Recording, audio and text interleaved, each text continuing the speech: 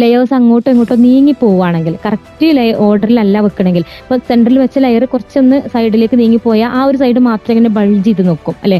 അപ്പോൾ എന്ത് ചെയ്യും, അവിടെ നമ്മൾ എങ്ങനെ ക്രീം ഇട്ട് കഴിഞ്ഞാലും അവിടെ മാത്രം ആ ഒരു ക്രംസ് ഇങ്ങനെ പുറത്ത് വരുന്നതായിട്ട് നമുക്ക് കാണാൻ പറ്റും കേട്ടോ. അപ്പോൾ അങ്ങനെ അതാണ് നെക്സ്റ്റ് സൂക്ഷിക്കേണ്ടത്. പിന്നെ മുഴുവനായിട്ടും നിങ്ങൾ ചെയ്യുമ്പോൾ ക്രീമിൽ എല്ലാ ഭാഗത്തേക്കും ക്രംസ് സ്പ്രെഡ് ചെയ്യുന്നുണ്ടെങ്കിൽ അതിനർത്ഥം നമ്മുടെ കേക്ക് അതിനകത്ത് നിങ്ങൾ ക്രീമിനും ആ ഒരു ക്രംസ് മിക്സ് ആയിട്ടുണ്ടെന്നുള്ളതാണ്.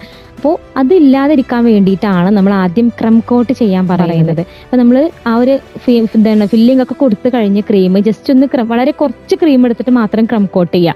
നിങ്ങൾ ശ്രദ്ധിക്കേണ്ടത്, ക്രം കോട്ട് ചെയ്യേണ്ട സമയത്ത് ഒരുപാട് ക്രീം എടുത്തിട്ട് ക്രം കോട്ടിങ് ചെയ്യരുത്. വളരെ കുറച്ച് ക്രീം മാത്രം എടുത്തിട്ട് എന്ത് ചെയ്യുക, ആ ക്രംസ് ഒന്ന് അടക്കി നിർത്തുക. അതാണ് നമ്മൾ ക്രം കോട്ടിങ് കൊണ്ട് ഉദ്ദേശിക്കുന്നത് കേട്ടോ. ക്രംസ് പുറത്ത് വരാതെ അതിനെ അറ്റാച്ച് ചെയ്ത് നിർത്തുക എന്നുള്ളതാണ്. അപ്പോൾ അതിന് വേണ്ടി എന്ത് ചെയ്യുക, വളരെ കുറച്ച് ക്രീം എടുത്തിട്ട് എല്ലാ ഭാഗത്തും ഒന്ന് സ്പ്രെഡ് ചെയ്ത് ക്രം കോട്ട് ചെയ്യുക. എന്നിട്ട് ഒരു അരമണിക്കൂർ ഫ്രിഡ്ജിൽ വെക്കുക. എന്നിട്ട് നിങ്ങൾ ഫൈനൽ കോട്ട് കൊടുക്കുമ്പോൾ അതുപോലെ ക്രംസ് പുറത്തേക്ക് വരില്ല കേട്ടോ.